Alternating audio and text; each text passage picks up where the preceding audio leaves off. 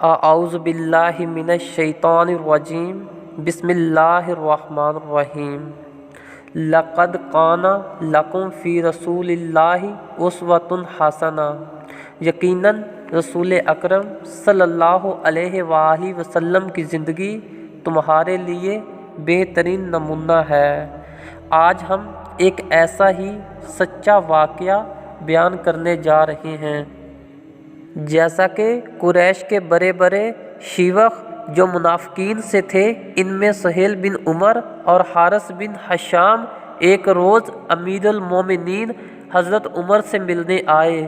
وہاں یہ صورتحال پیش آئی کہ انصار اور مہاجرین میں سے کوئی معمولی آدمی آتا تو حضرت عمر اسے بلا کر اپنے قریب بٹھا لیتے، لیکن ان متکبر و مغرور شیوخ سے کہتے کہ اس کے لیے جگہ خالی کر دیں۔ اس کے بعد چند اور غریب لوگ جب آئے تو حضرت امیر عمر نے انہیں بھی قریب بٹھایا اور ان شیوخ کو پیچھے سرکا دیا۔ تھوڑی دیر بعد نوبت یہ آئی کہ یہ شیوخ سردار سرکتے سرکتے آخری قطار جہاں جوتے پڑے تھے وہاں جا بیٹھے۔ چنانچہ یہ دونوں اس مجلس سے اٹھ آئے۔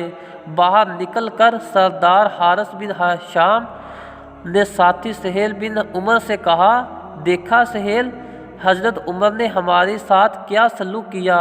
سہیل بن عمر نے کہا، اس میں قصور امیر عمر کا نہیں، ہمارا ہے۔